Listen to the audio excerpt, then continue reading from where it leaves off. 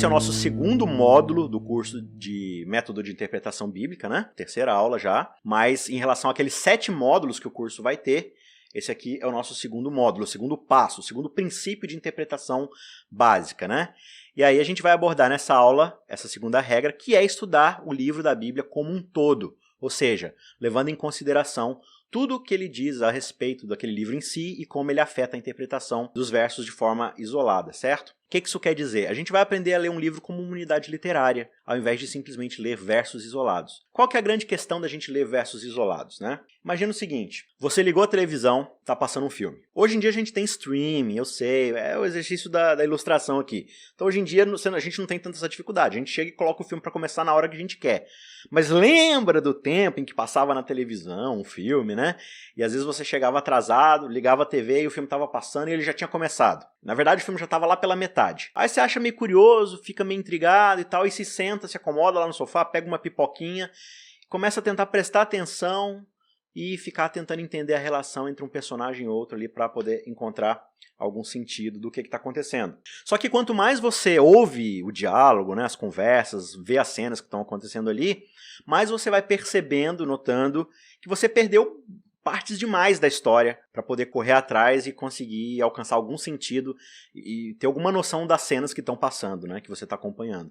Aí no fim você desliga a televisão, desiste, você está cheio de confusão, você não conseguiu compreender muita coisa, muito do que você acabou de ver, e aí você simplesmente desiste de ver o filme e vai fazer uma outra coisa, porque de fato você perdeu o início do filme. É uma bagunça isso, só que esse é meio que o estudo moderno que muitas pessoas fazem da Bíblia.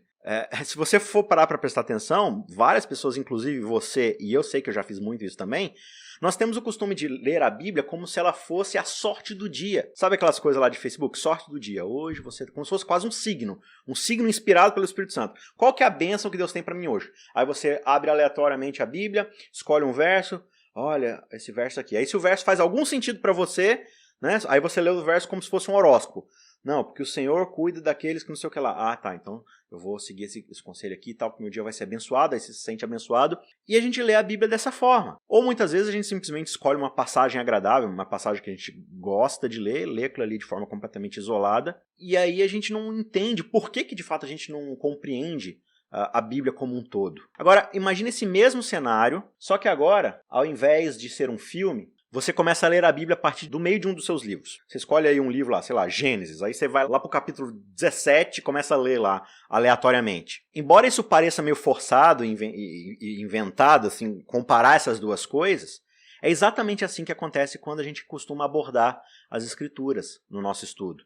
A tendência é de que a gente acabe pulando para o meio de algum dos livros que a gente gosta de ler e por causa disso a gente começa a ler as passagens de forma completamente isolada. E a gente não faz ideia do conceito principal do livro. Quais conceitos são esses? Quem escreveu, para quem escreveu, por que escreveu, quando escreveu. E aí a gente se encontra novamente sentados lá naquela sala assistindo um filme que começou muito antes da gente ligar a televisão. É basicamente isso que a gente faz quando a gente estuda a Bíblia desse jeito. Primeiro que assim, a Bíblia é uma unidade literária como um todo, dentro da sua coleção de 66 livros, e ela possui uma narrativa que vai de Gênesis a Apocalipse. Então tem toda uma progressão de uma história acontecendo. Mas isso também é verdade em seus núcleos literários, ou seja, cada um dos seus 66 livros também tem um plot, ou um roteiro, toda uma trama, um tema que está acontecendo ali só dentro daquele núcleo, que vai fazer sentido, né? Então, o verso vai fazer sentido dentro daquele livro e o livro vai fazer sentido dentro dessa narrativa original. Então, quando você pega um livro de literatura, O Senhor dos Anéis, sei lá, um livro de Machado de Assis aí, Sertões, Cortiço, sabe aqueles livrinhos de vários autores que a gente costumava ler lá no ensino médio, Macunaíma, Iracema, e por aí vai, né?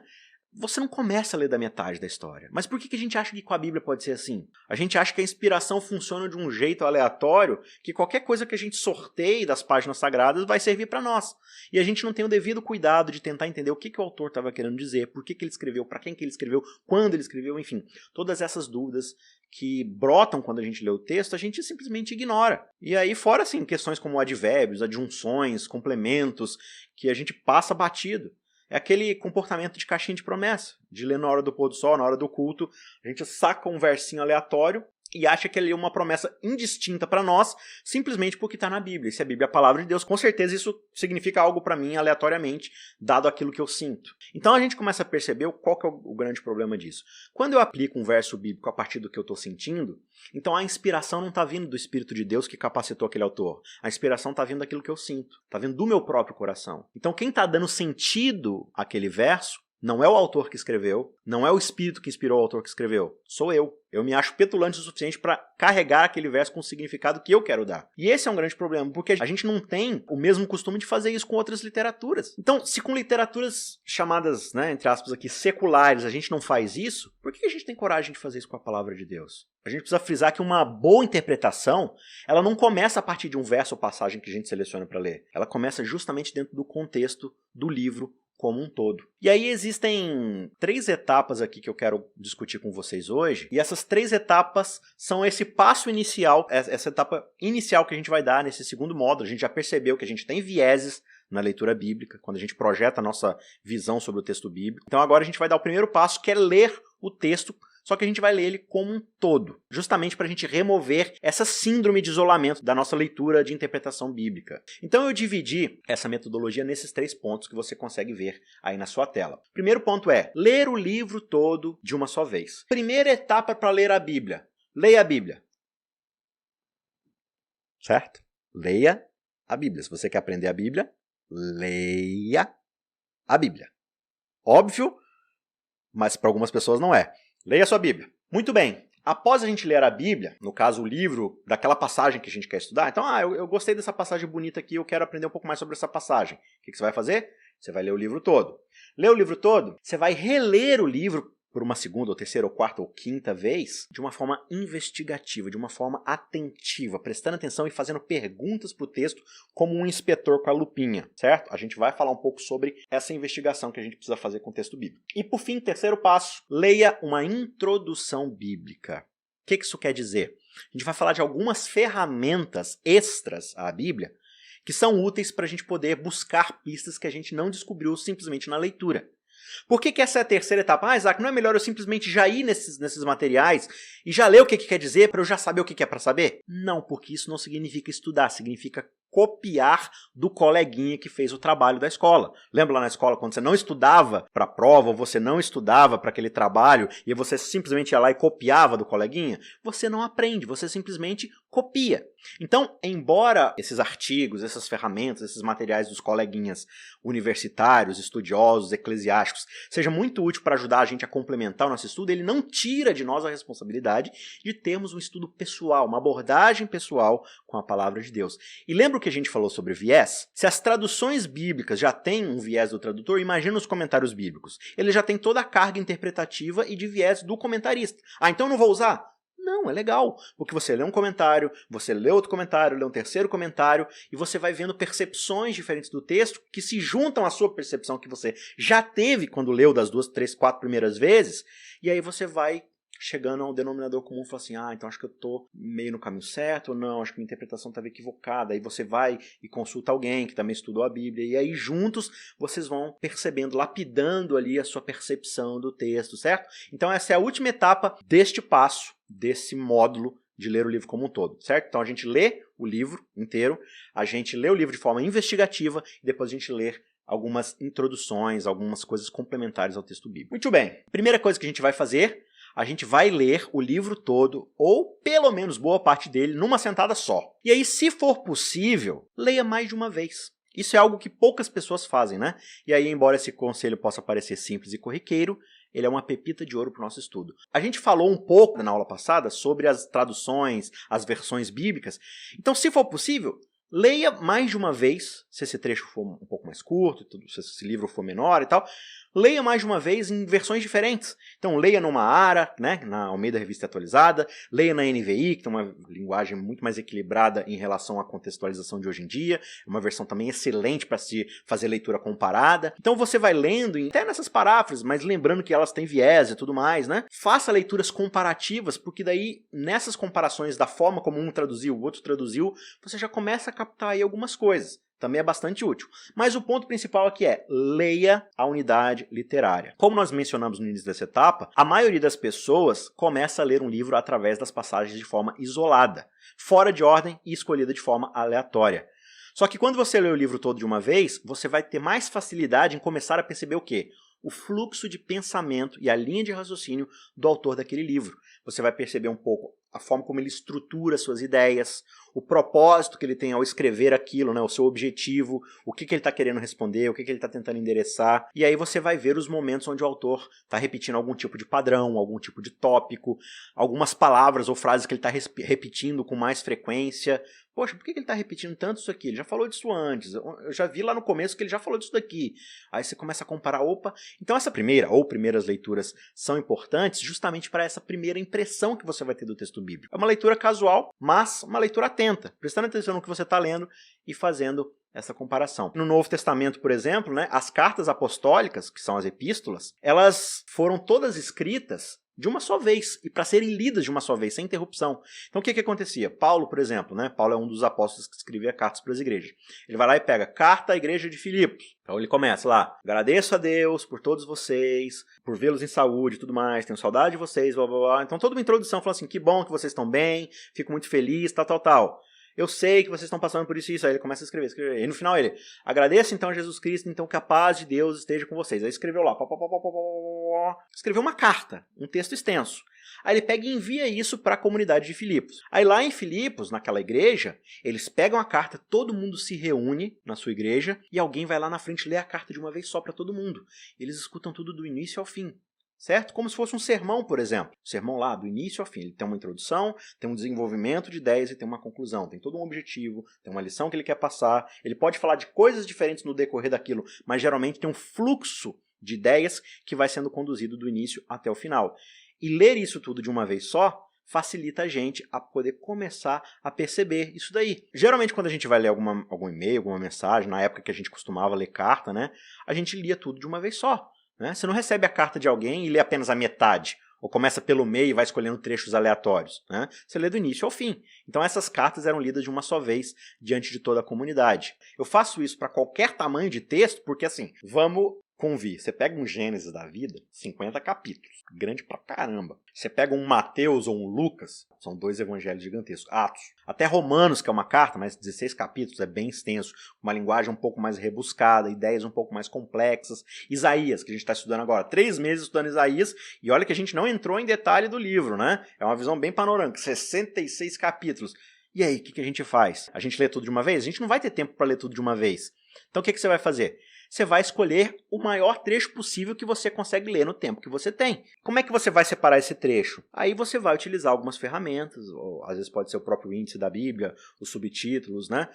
Como eu falei, aqueles subtítulos que dividem o texto bíblico, esses subtítulos, eles são colocados pelos próprios editores da Bíblia, os tradutores. Eles não estão lá no texto original, mas os tradutores, eles colocam assim, os capítulos, os versículos, os subtítulos, tudo isso é colocado depois. Eles não são colocados pelo escritor bíblico. Justamente o texto era escrito de um bloco só, é uma coisa só. Então, por exemplo, Isaías era um rolo, o rolo de Isaías. É do início ao fim ali. Não tem capítulo 1, capítulo 2, capítulo 3, verso 1. Mas por que se tem capítulo e versículo? Para facilitar a leitura e o index, ou seja, você encontrar de forma mais precisa e fácil aquela porção que você quer falar. Onde é que o autor fala sobre aquele assunto? No capítulo 6, no verso 3. Aí, imagina assim, né? Você pega lá, agora que todo mundo tem Bíblia e não tem verso, não tem capítulo. Aí você chega lá na igreja. Gente, hoje a gente vai ler aquele pedaço de Isaías que fala sobre tal assunto. Procurem aí na Bíblia de vocês. É 3 horas de culto só para a galera se localizar dentro da Bíblia. Mas é muito mais fácil você falar assim, olha, vai lá no capítulo 6, verso 3, a gente vai ler daquele trecho até o verso 17. Então é para isso que está lá, para te ajudar a localizar. Mas ele não pode ser a nossa guia na hora de ler o texto bíblico e selecionar as nossas ideias interpretativas. Da mesma forma, os subtítulos. Às vezes eles ajudam a gente a separar mais ou menos o contexto. Vários momentos lá de Jesus, aqui Jesus fala tal coisa, aqui ele fala tal coisa, aqui ele vai a tal lugar. Então você sabe mais ou menos como é que a história está fluindo, você tem uma dica mais ou menos ali, sabe no Netflix, né, quando você está procurando um filme e aparece lá uma sinopse rápida do que é aquele filme, você não precisa ter que assistir tudo, você só vê a informaçãozinha. Mas de novo, não necessariamente aquilo ali vai ser a separação de todo o bloco de ideias. Então você vai pegar um livro maior, vai lá no índice, vê, aqui tal, ele vai falar sobre tal assunto, aqui eu acho que mais ou menos esse trecho aqui, ele está falando mais ou menos da mesma ideia. Então, vou ler esse trecho aqui, do capítulo 1 até o capítulo tal. Então, por exemplo, você quer estudar o capítulo 2 de Atos, que é lá onde tem o Pentecoste e tudo mais. Então, em vez de você ler só uns trechos lá de Atos, poxa, você vai ler Atos inteiro, é um pouco maior. Então, para assim, peraí, do capítulo 1 de Atos até o capítulo 8, até o capítulo 11, a gente tem mais ou menos um bloco ali do início da história, que é todo o desenvolvimento da igreja primitiva, dos batismos, dos apóstolos iniciais ali antes de chegar em Paulo. Então ali você já tem meio que um bloco de histórias que já vai te situar no que está acontecendo. Então você já separa aquele pedaço para ler ele de forma isolada, né, de forma separada, já que você não vai ter tanto tempo. Mas tente de qualquer forma ler o maior trecho adequado ao tempo de estudo que você tem. E aí na leitura inicial vai ser possível que você consiga ir identificando esses blocos de acordo com a mudança de assunto na sequência do texto. Vai estar um livro muito grande? Gaste alguns dias, algumas semanas, um mês que seja. Não tenha pressa de chegar a lugar algum. Gaste todo o tempo que você tiver disponível com aquela tarefa. Não tenha, mas eu preciso de fazer isso em tanto tempo. Não. É o livro de Isaías? Eu vou gastar um mês para ler todo o livro de uma vez só. Gaste. Mas aí você vai fazer a primeira leitura, você já identifica, poxa, daqui até aqui, ele mais ou menos fala da mesma coisa. Daqui até aqui, então, por exemplo, você vai lá ler Isaías. Então a gente percebe lá no começo, tá falando aqui de um rei que é o rei Acás. O rei Acás, morreu o rei Acás e começou a falar agora do rei Ezequias. Poxa, então, esse trecho aqui do rei Acás é um período da história. Então acho que eu vou ler todo esse trecho aqui e tentar entender ele. Você entendeu? Então o próprio texto vai te dando dicas de porções maiores que você vai identificar. Mas se você conseguir ler todo o texto, com o tempo que você tiver, vai lendo, com calma. Não consegue sentar e ler de uma vez só? Vai lendo com calma. Vai identificando, daqui até aqui acho que vale estudar isso aqui em separado. Daqui até aqui também. Aí daqui até aqui. E aí você vai anotando isso. Terminou de fazer essa leitura? Aí você... Não, agora eu vou pegar só esse trecho aqui e vou gastar um tempo estudando esse trecho. Aí você começa a estudar e vai quebrando em blocos menores até você deglutir cada pedaço que você achou interessante. Terminei, agora eu vou para a próxima sessão. E depois você vai pegar tudo e vai juntar tudo outra vez. Esse é todo o processo que a gente vai desenvolver aqui no decorrer do curso. Essa é só a segunda etapa. Um outro exemplo em relação a isso daí, você vai pegar lá Gênesis, que é gigantesco também. Aí você está estudando algum trecho de algum pedaço da história de José, ali no Gênesis. Então o que você vai fazer? Você vai perceber que a história de José começa no capítulo 37. E ela vai até o final de Gênesis, no capítulo 50. Então o que você faz? Você lê do 37 ao 50 de uma vez só, para ler toda a história de José. Então ali com subtítulos e com um pouco ali correndo o olho, nem que seja...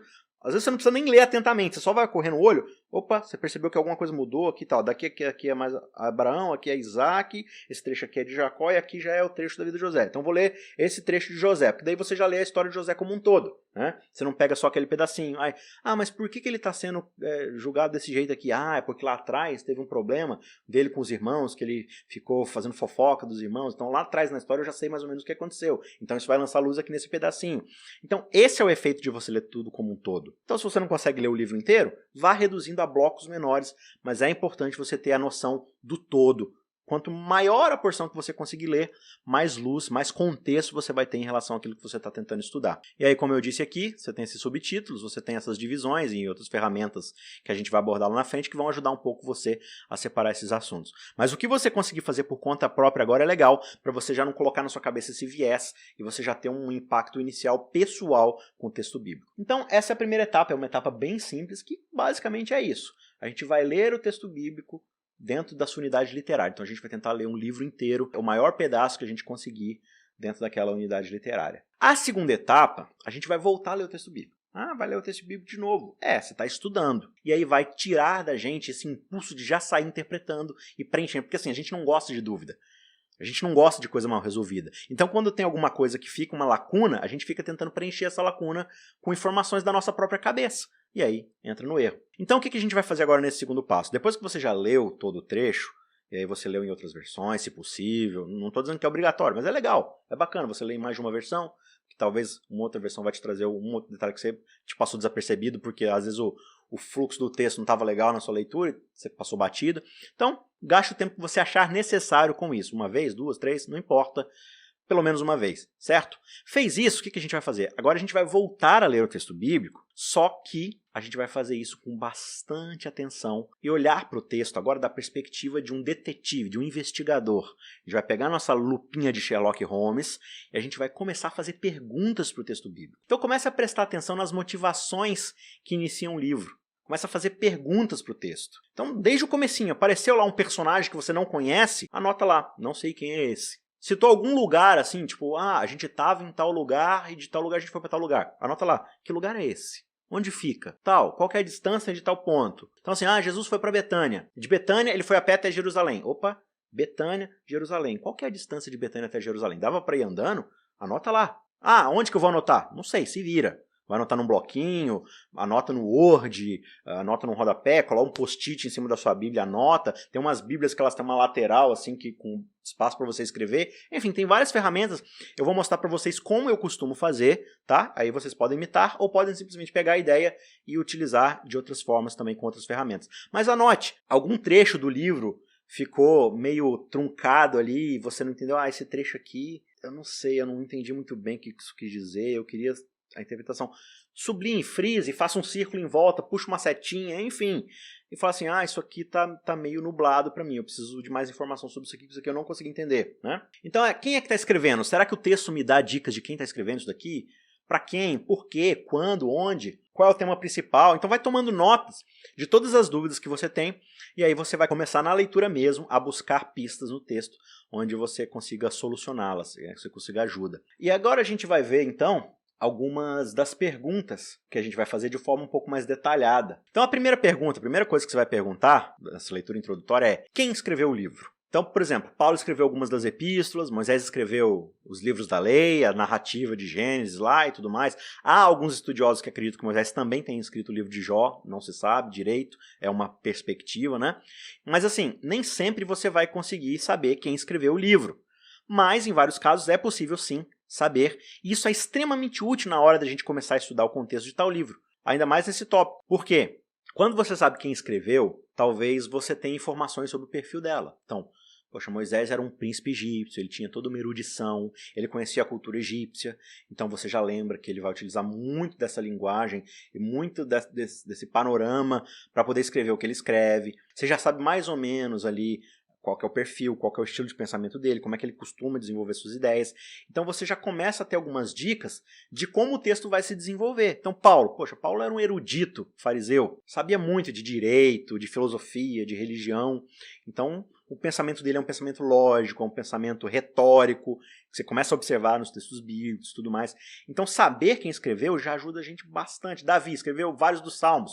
Quem era Davi? Poxa, era um rei, era um poeta, músico, então eu já sei que ele usa muito dessa figura de linguagem, das comparações, das metáforas, do figurativo da natureza e tudo mais. Então saber quem escreveu ajuda demais a gente na hora de ter dicas iniciais de como a gente vai abordar o texto bíblico daquele livro que a gente vai ler. E aí ainda nesse tópico, quem são as pessoas que vão receber esse conteúdo? Então quem escreveu, é importante saber, e quem é que vai ler? Então, no caso de Moisés escreveu o Pentateuco. Quem é que vai ler? O povo de Israel lá no deserto. E as próximas gerações vindouras. Vai se tornar o livro da lei para todo mundo que vier pela frente. Mas é o livro que vai ser dado no contexto ali da aliança no deserto, pós-Egito, no Sinai e tudo mais. Quem é que escreveu o Evangelho de Lucas? Lucas. Parece meio óbvio assim, mas tem alguns outros livros assim que tem o nome da pessoa, mas não necessariamente a pessoa que escreveu. Mas no caso de Lucas, Lucas escreveu o Evangelho de Lucas. Para quem? No começo do livro, você já tem a dica? Você lê lá: caro Teófilo, escrevi essa obra para poder te mostrar que Jesus Cristo, tal. Poxa, Teófilo, quem que é Teófilo? Teófilo é um grego. Então eu já sei que Lucas está utilizando uma linguagem aqui para convencer um grego das coisas que ele viu e ouviu. Atos é a mesma coisa, é a continuação de Lucas, né? Lá em Atos, Lucas retoma: Teófilo, continuei esse livro aqui, papapá. Então, saber quem é que vai receber essa leitura, no caso das cartas de Paulo, o nome ele já aparece. Igreja de Filipos. Quem é a Igreja de Filipos? Onde é que ele fez? Corinto, tudo mais. Apocalipse, carta de João às 7 igrejas da Ásia Menor, tal. Quais igrejas são essas? Quem é que vai ler? Qual que é a cultura deles? Tal. Então essa dica de quem vai ler ajuda a gente a nos colocar na perspectiva do leitor original. Porque lembrando, a Bíblia não foi escrita primariamente para nós do século XXI. Ela foi escrita para um povo lá, naquela época. Os salmos foram escritos para se utilizar na liturgia, no louvor de Israel, no santuário, no cotidiano, para reafirmar doutrinas bíblicas, para passar lições, para inspirar, para reclamar, para chorar, para brigar com Deus. Enfim, faz parte da liturgia. Provérbios é uma coleção tal para as pessoas lerem, tal, não sei o quê. Então, saber quem vai ler ajuda a gente a se colocar do ponto de vista original. Agora, é um exercício de imaginação muitas vezes? Claro que é. mas é muito mais próximo da gente simplesmente inventar uma interpretação da nossa cabeça. Um exemplo que eu vi uma vez, né? Imagina que você é casado. Vou falar aqui da minha perspectiva, né? Eu, Isaac. Eu vou na rua resolver alguma coisa. Aí minha esposa fala pra mim assim, meu bem, quando você estiver voltando, passa na padaria, compra um pacote de pão e 1 litro de leite pra gente poder jantar. Aí quando eu volto, eu não trago nem o pão nem o leite. E aí ela olha pra mim, chateada porque eu esqueci. Aí eu vou e dou um abraço nela e falo assim, não, o pão que você pediu, na verdade é o alimento do nosso amor, que é o meu abraço carinhoso em você, para fazer você se sentir alimentada pela nossa paixão. E o leite nada mais é do que a nutrição do nosso relacionamento, do tempo que eu gasto conversando com você, dando atenção para você. Ela vai olhar para mim e vai pensar o quê? Bateu a cabeça em algum lugar antes de chegar aqui. Eu pedi pão e eu pedi leite. Por que você está vindo com toda essa alegoria, toda essa metáfora? Eu fui específico, eu pedi pão porque eu queria comer pão, e eu pedi leite porque eu queria beber leite. Eu não pedi para me abraçar, eu não pedi para você vir com essa história de gastar tempo comigo. Ninguém gosta que alguém pegue o que você falou e comece a inventar sentidos e interpretações. Quando a gente fala uma coisa, a gente quer que a pessoa entenda justamente a intenção do que a gente falou. Não é assim no Zap Zap? Quantas vezes brigas acontecem nas redes sociais porque a gente escreve uma coisa lá, aí vem alguém e fala assim, mas você não sei o que lá. Aí você, peraí, mas não foi isso que eu quis dizer, o que eu quis dizer foi isso. Se a gente tem essa preocupação de explicar o que a gente quis dizer, por que a gente não dá essa oportunidade para o texto bíblico? O texto bíblico está lá, ele é inspirado, então por ser inspirado ele pode significar qualquer coisa, em qualquer momento, desde que eu tenha uma criatividade suficiente para tirar qualquer aplicação daquilo. Não. O autor, ele tinha uma mensagem para passar, porque ele estava falando com alguém em específico. Então aquele público tinha que receber uma lição, tinha que receber uma exortação, uma animação, um encorajamento, né? Um crescimento teológico, um aprendizado. E se eu levo isso em consideração, eu vou estar muito mais próximo do que o texto realmente quer dizer. Então isso é muito importante, entender quem escreveu e quem vai ler. Essa é a primeira coisa que a gente precisa começar a perguntar para o texto bíblico. A segunda pergunta importante para o texto bíblico é quando ele foi escrito, em que época, ou os eventos que se sucedem na descrição daquele texto se remetem a qual período? Ele está descrevendo algum período, porque às vezes ele está falando do passado, não, igual Moisés. Quando Moisés escreve o Gênesis, Moisés não estava vivo, mas ele está falando lá daquela época, certo? Só que ao mesmo tempo que ele está descrevendo um evento que é de antes dele estar existindo, ele está descrevendo num tempo próprio, de quando ele está lá no Egito. Então essas duas coisas se misturam. Por quê? Porque ele vai beber de elementos culturais que estão ao redor dele, porque lembre-se que o autor bíblico, ele não recebe uma mensagem baixada da nuvem. Não é um download que ele faz do céu. O Espírito Santo passa uma mensagem para o autor bíblico e ele vai escrever com a linguagem das coisas que ele tem como pano de fundo.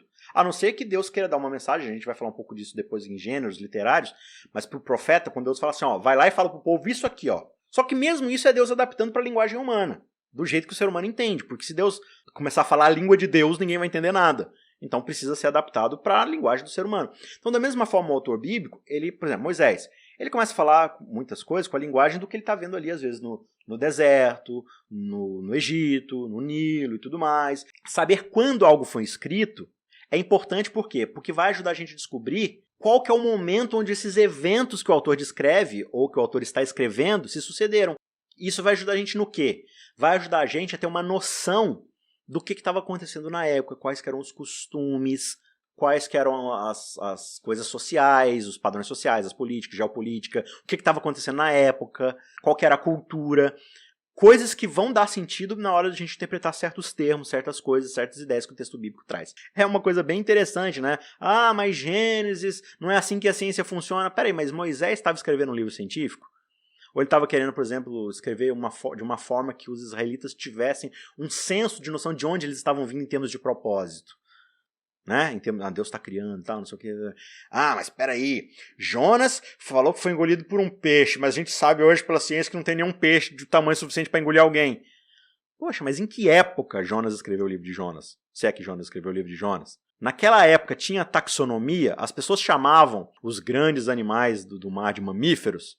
As pessoas sabiam que uma baleia não era um peixe, né? As pessoas que sabiam que o morcego não era um passarinho, na cabeça deles, voou é pássaro, mergulhou é peixe. A taxonomia só foi inventada lá na frente para poder, né, as espécies, os gêneros, tal, os filos e tudo mais. Então, a gente está fazendo anacronismo, a gente está tirando o texto do seu momento na história. E não se faz isso. Eu preciso entender o texto na época e na perspectiva de quem está escrevendo, e na época e na perspectiva de quem está lendo, para só então eu começar a entender de fato qual que é o sentido do texto.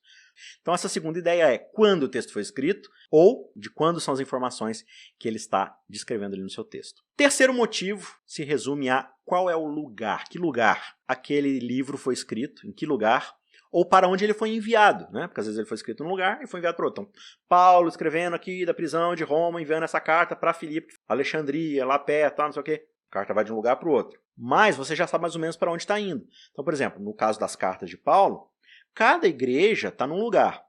E aí quando você começa a estudar qual local, por exemplo, você pega lá Corinto. Ah, onde é que fica a cidade de Corinto?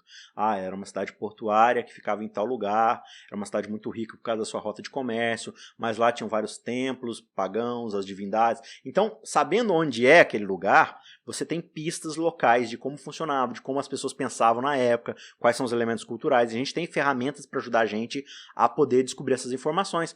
Mas na hora de ler o texto bíblico, a gente já chega com uma grande vantagem, que é de justamente começar a perceber na leitura inicial dicas que vão ajudar a gente a responder essas questões. Então, entender qual local que aquele texto foi escrito, ou para qual local ele está sendo escrito, vai ajudar a gente a coletar informações culturais, sociais, econômicas, geopolíticas, que vão ajudar a lançar luz sobre a nossa investigação. Quarto ponto aqui é qual é a razão, qual que é o motivo pela qual aquele livro foi escrito. Qual que é a motivação? Qual que é o objetivo? Qual que é o ponto que o autor está querendo trabalhar? Será que foi algum problema que precisava ser resolvido, né? Como costuma ser, por exemplo, o caso das epístolas de Paulo? Paulo, muitas vezes, ele escreve para as igrejas para tratar de algum problema. Ah, Corinto está tendo alguns problemas com moralidade sexual e com algumas divisões dentro da igreja, então toda a temática ali ele vai tentar resolver esse problema. A carta de Romanos, mesma coisa, secção, sectarismo, dois grupos divididos, os cristãos gentios e os cristãos judeus. Então Paulo faz uma descrição do evangelho para poder resolver esse problema da unidade.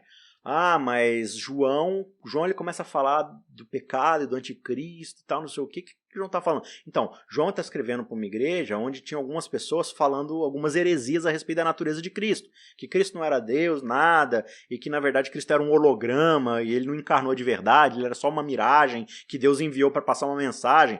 Aí João vai lá, não, eu estou escrevendo isso aqui para que vocês saibam tal, quem é Deus, quem é Jesus, que Jesus era o Logos, Por que ele escreveu o evangelho dele? Por que o evangelho de João é tão diferente dos outros 3 evangelhos? É tudo bagunçado lá, é tudo de uma outra ordem.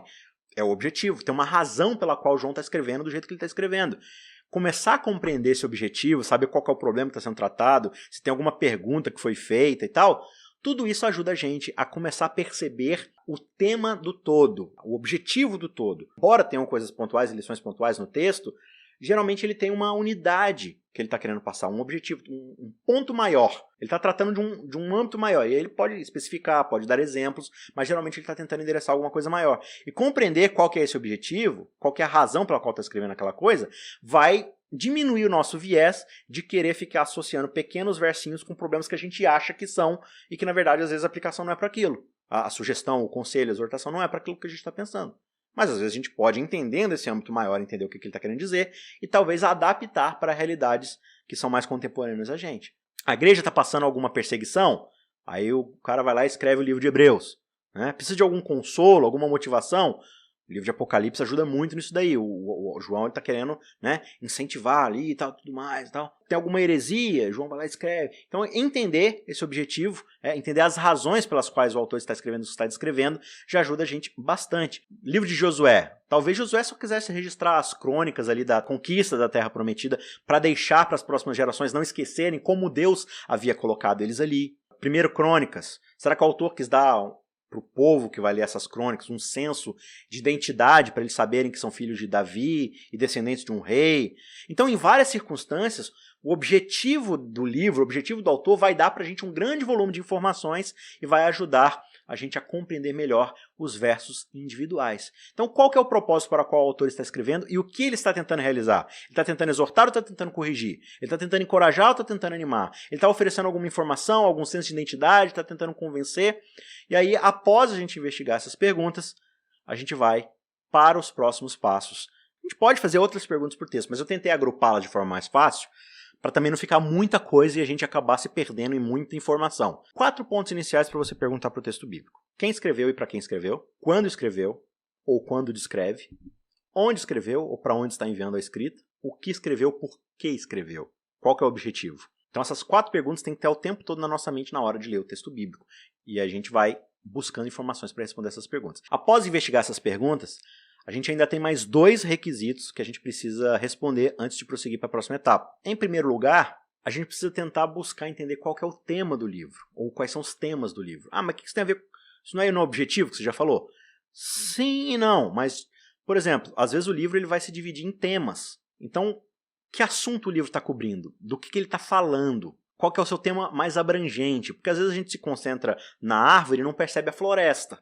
A gente fica investigando uma árvore e a gente esquece de olhar toda a floresta para entender o que está acontecendo no todo. Então, qual que é o tema geral que está sendo coberto? Então, lá em Corinto mesmo, Paulo está falando de forma mais ampla, ele está falando da unidade em Cristo, de não viver em dissensão, em briga, em inveja. Então, ele vai falar vários subpontos ali, mas todos estão debaixo desse guarda-chuva. Então, quais assuntos o livro cobre? Sobre o que ele fala? Então, talvez aquele livro lá de Samuel está cobrindo ali o início da jornada do reinado de Davi, descobrindo como é que ele chegou ao poder, descrevendo ali a sua ascensão. Quem sabe tem a ver com o êxodo do povo de Israel saindo lá do Egito, indo para a Terra Prometida.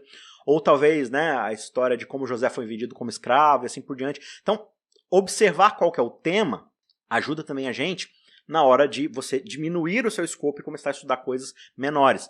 Então, será que esse livro aqui ele é sobre os patriarcas ou sobre o exílio? Quais são os temas principais e os tópicos que o autor está tentando cobrir no livro? Quando somamos isso ao propósito do autor, que a gente viu antes, aí a gente começa a ter uma ferramenta imprescindível para cavar mais fundo nas passagens individuais do texto. Então, quando eu sei qual que é o tema geral que ele está trabalhando e o que ele está tentando responder, o que ele está tentando resolver, eu falo, poxa, eu já sei de onde ele está partindo, eu já sei do que ele quer falar. Então, na hora de eu interpretar um verso específico, aí eu já sei, poxa, isso aqui ele está descrevendo, isso aqui, da ótica de tal problema. E em segundo lugar, é muito importante a gente compreender o gênero literário que a gente vai ler. O que isso significa? Significa o seguinte, embora a Bíblia seja um livro só, que possui essa ideia central alinhada em todas as suas páginas, de Gênesis a Apocalipse, ela apresenta a revelação de Deus e o plano da salvação, então esse tema ele é todo alinhado nas suas páginas. Só que cada autor dos livros, são 66 livros na Bíblia, cada autor desses livros, ele está numa época diferente, num contexto diferente, que a gente já viu as perguntas lá, quando, para quem, onde, né? E por causa disso, cada um deles utiliza um estilo literário diferente de escrita para passar a sua mensagem. Então, por exemplo, no Pentateuco, a gente tem a linguagem da lei de Moisés, mas a maioria do Pentateuco é narrativo, são histórias que Moisés vai contando para poder afirmar a identidade do povo, dar sentido de propósito. Quando a gente vai para Davi, a linguagem que Davi procura utilizar é de poesia. Já os profetas têm uma linguagem maior de exortação, embora eles utilizem também um pouco de poesia, mas são palavras mais diretas vindo da parte de Deus para dar uma mensagem de exortação e de correção para o povo. A gente lê profeta, a gente já pensa em futurologia, mas não necessariamente profetismo é isso. Profetismo às vezes é só exortação da parte de Deus. Aí você vai para Salomão, Salomão já escreve ali Eclesiastes, os provérbios, já é uma linguagem de provocação, de reflexão, às vezes até meio amargo, como o caso de Eclesiastes, né? Enfim, por que ele está escrevendo desse jeito? É um estilo literário, a linguagem de sabedoria. Os evangelistas utilizam narrativa, só que ao mesmo tempo a narrativa deles é construída de um jeito para passar uma mensagem. Dependendo de cada ponto de evangelho que você lê, Marcos ele tem um público em mente, então ele vai colocar a ordem dos fatos de um jeito que vai passar uma mensagem específica para o público que ele quer. Já Mateus vai descrever as coisas numa outra ordem, em outros agrupamentos de história, de parábolas, de ensinos. Aí às vezes você vê assim, poxa, mas Jesus está falando isso aqui no começo do ministério dele, mas lá em Lucas ele fala lá no final. Eles não estão preocupados numa narrativa histórica simplesmente, eles estão preocupados numa narrativa teológica sobre quem é Jesus e o que ele está tentando ensinar e qual o objetivo que ele está tentando concluir. Então a narrativa dos evangelhos já é um pouco diferente das narrativas de Moisés.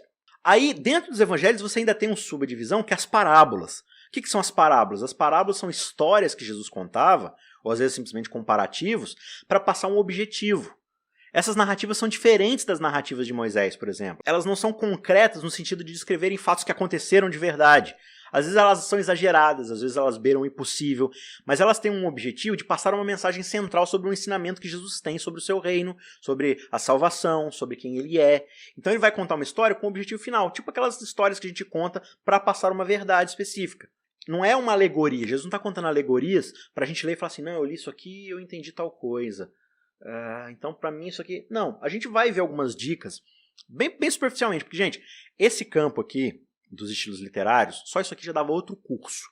Um curso muito mais extenso. Você tem livros e documentos e trabalhos doutorais aí só sobre essas questões, e cada um dos estilos literários são mais livros, mais trabalhos, mais coisas, mas como nosso objetivo aqui é ser uma introdução à interpretação bíblica, então eu só queria que vocês tivessem noção de que existem essas diferenças, né? As cartas apostolares, né? A apocalíptica de João. Você não lê João em Apocalipse como você lê Mateus, Marcos, Lucas e João. Você não lê um salmo como você lê uma epístola de Paulo. Por quê? Porque o salmo usa uma linguagem poética, figurada, no sentido de que ele está pegando elementos da história, da sua cultura, ao seu redor, né? E ele está usando hipérboles, exageros, para poder falar, tipo, eu elevo meus olhos para o monte, onde vem o socorro? Meu socorro vem do Senhor. O Senhor é como o monte de Sião, tal que não se abala. Ele está falando mesmo que Deus é um monte? Não. Ele está usando uma linguagem de algo que ele conhece concretamente, mas que por aquilo ter uma característica que ele quer demonstrar, ele extrapola isso para milhões de vezes mais Deus. Aí a gente pega um salmo, por exemplo, e fala assim, já que isso aqui é poesia, então eu vou sair interpretando tudo do jeito que eu quero. Então quando ele fala aqui de corça, ele está querendo fazer de carro veloz. E quando ele fala aqui de pão, ele está querendo falar de fast food. Não, você tem que tentar entender qual que é o objetivo que o autor está tentando colocar e por que ele usa os elementos que ele usa dentro da sua cultura, da sua época, da audiência que vai estar ouvindo ou lendo o que ele está falando e tudo mais. Então, a gente só precisa aprender a diferenciar, porque quando a gente for ler uma unidade literária, então, vou ler Isaías. Isaías é o quê? É um profeta. E dentro do profetismo, você tem não só a palavra de exortação de Deus para o profeta, que vai usar elementos culturais, históricos, narrativos para lidar com o povo, mas às vezes o profeta lida com poesia. Então ele vai usar uma literatura, uma linguagem poética, para evocar uma ação da parte do ouvinte. Então, Jesus vai contar uma parábola? Como é que eu leio uma parábola? Aí eu tenho que ter uma noção de como se lê uma parábola. A parábola não é feita para você pegar cada elemento da parábola e tentar dissecar cada elemento para dar para cada elemento um ponto. Então, a parábola do bom samaritano. Aí o samaritano foi, pegou o homem, colocou no cavalo, levou para a estrebaria e pagou 2 moedas de ouro. Aí você fica, o cavalo significa o trabalho em prol de Deus, a estrebaria significa a igreja, as 2 moedas de ouro, uma significa a recompensa que a gente recebe aqui na terra, outra recompensa que a gente recebe no céu. Você está viajando, você está bêbado. Não quer dizer nada disso. Jesus está tentando passar uma mensagem central, e geralmente ele explica no começo. Para aqueles que não sei o que, o mestre da lei que queria saber quem é o próximo, Jesus contou essa história. Então geralmente tem uma mensagem objetiva no final que ele quer passar como um todo. Ele não está preocupado em cada ponto, a não ser que ele explique.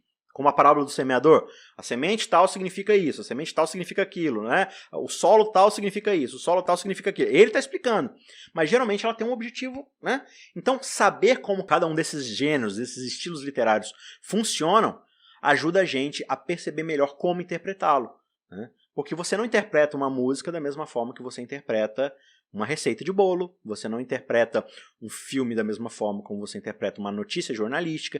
Cada uma tem regras e tem filtros que você utiliza na hora de interpretá-los. Então saber disso também vai ajudar bastante a gente. A princípio é isso. Então fizemos a leitura inicial com o texto diante de nós, em 1 ou 2 ou 3 versões diferentes. E aí a gente vai ler o texto novamente, fazendo 4 perguntas para o texto bíblico. Quem escreveu e quem é que vai ler? Quando escreveu ou quando está descrevendo? Onde está sendo descritas as informações ou os eventos que estão acontecendo, ou para onde aquela carta está endereçando, para onde aquela literatura está sendo endereçada, e finalmente, qual o objetivo, qual o problema, qual a questão que o autor está querendo tratar ali. Feitas essas perguntas, os outros 2 pontos que a gente precisa ter em mente, qual que é o tema mais amplo, ou os temas mais amplos que o autor está tentando tratar, e qual é o gênero literário que a gente vai trabalhar ao ler aquele texto bíblico. Muito bem, por essa aula é só. Na próxima aula a gente vai fazer um estudo de caso de 1 Tessalonicenses. A gente vai fazer junto aqui uma leitura atentiva, fazendo essas perguntas que a gente aprendeu nessa aula para o texto, para poder fixar o conteúdo e aprender na prática como isso funciona. Os vídeos estão aparecendo aí na sua tela, são 2 partes para você ver todo o exemplo que a gente trabalhou aqui.